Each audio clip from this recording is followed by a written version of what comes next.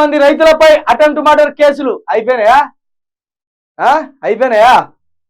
కేసీఆర్ అప్పుడే అన్నారు రైతు బంధుకు రామ్ రామ్, దళిత బంధుకు జై భీమ్ అన్న పనే అవుతుంది.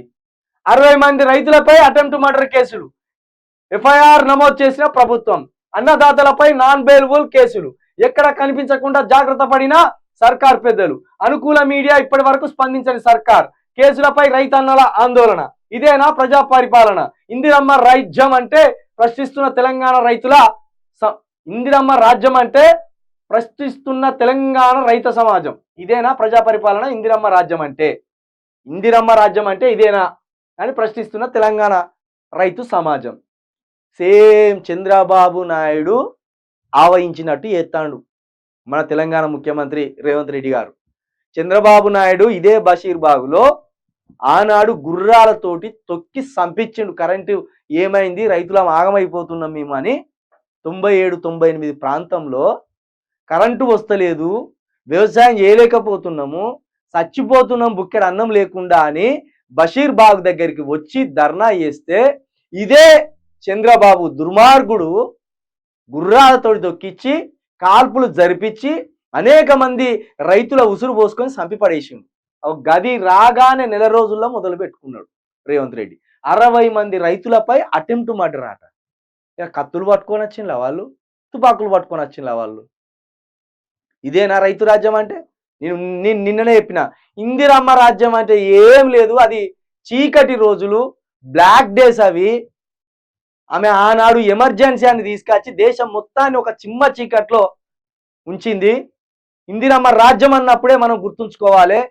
పందుకొక్కులు లాంటి పండే ఇండ్లు, జీవితాలకు భరోసా లేని విధానం ఇందిరమ్మ రాజ్యంలో ఉంటది, స్వేచ్ఛ ఉండదు అని చెప్పిన. వినలే. 60 మంది రైతులకు కథం కేసులు పెట్టి పడేసాను. ఇది ఇక మరి ఏ జిల్లానో ఇది? మాది ప్రజాప్రభుత్వం, ఎవరైనా తమ అభిప్రాయాన్ని స్వేచ్ఛగా వెల్లడించవచ్చు, నిరసన తెలుపుకోవచ్చు. ఇది పదవి బాధ్యతలు చేపట్టిన నాడు ముఖ్యమంత్రి చెప్పిన మాట. కానీ ఆ ప్రజా పరిపాలన మాటలకే పరిమితమైంది. ప్రశ్నించిన వారికి లాఠీలు, కేసులు సమాధానాలు చెప్తున్నాయి. ఇంధనాల ఫ్యాక్టరీ వద్దు, మా జీవితాలు నాశనం అవుతున్నాయి మహోప్రభు అని రోజుల తరబడి నిరసన తెలుపుతున్న వారి సమస్యను పరిష్కరించవలసింది పోయి ఆ రాష్ట్ర ప్రభుత్వం హత్యాయత్నం కేసులు పెట్టింది. ఇవాళ రేపో వారిని అరెస్ట్ చేసేందుకు సిద్ధం అవుతున్నది. వీళ్ళు నిన్న తలగబెట్టింది కదా అక్కడ. మరి వాళ్ళ తరపున కూడా ప్రభుత్వం వాళ్ళ విన్నపం వినాలి కదా. అంటే వాళ్ళ జీవితాలకు ఏదో భయం ఉంటేనే కదా.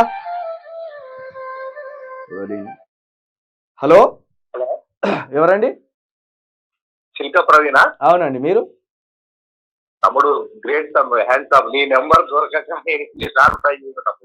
చెప్పాలి. ఎవరండి మీరు? వార్తలు నీ యూట్యూబ్ కంపల్సరీ కాదు, దేవరకొండ మండలి సార్ మాజీ. Okay okay. మీరు నీ ఛానల్, ఇంకొక తమ్ముడు చూడు, ఛానల్ పేరు ఏం పేరు ఉంది, రెండు చూస్తాను నేను ఎక్కువ. Okay okay. ఇప్పుడు మనం మార్నింగ్ న్యూస్ లోనే ఉన్నామన్నా, ఏదన్నా విషయం? లేదు తమ్ముడు, మళ్ళీ ఆడు ఓవర్ యాక్షన్ చేస్తున్నాడు. అసలు వాడిని గుద్దదేంగాలి అసలు. బూతులు వద్దు కొంచెం, మనం లైవ్ లో ఉన్నాము, బూతులు వద్దు. ఇంకొకటి ఏంటంటే వాడు పొద్దేరుగాడని బిచ్చగాడు వాడికి తలసరి ఆదాయానికి రేషన్ కార్డుకు లింక్ పెట్టిన మహామేధావి వాడు చేయబట్టి శ్రీధర్ బాబు పక్కదారి బట్టి ఆ తలసరి ఆదాయం పెరిగితే ఈ రేషన్ కార్డులు పోతాయి అన్నారు. తలసరి ఆదాయం వేరే, వ్యక్తిగత ఆదాయం వేరే అనేది ఈ ఇద్దరు సన్యాసులకు కూడా తెలియదు. నేను లైవ్ లో ఉన్నా అన్న, నేను మళ్ళీ చేస్తాను. Okay okay. ఇట్లున్నది ప్రజల పరిస్థితి. మండుతాన్లు ఒక్కొక్కరు మామూలు మాట కాదుగా వాళ్ళది. వీళ్ళది వినాలి దయచేసి, వీళ్ళది వింటేనే బాగుంటుంది.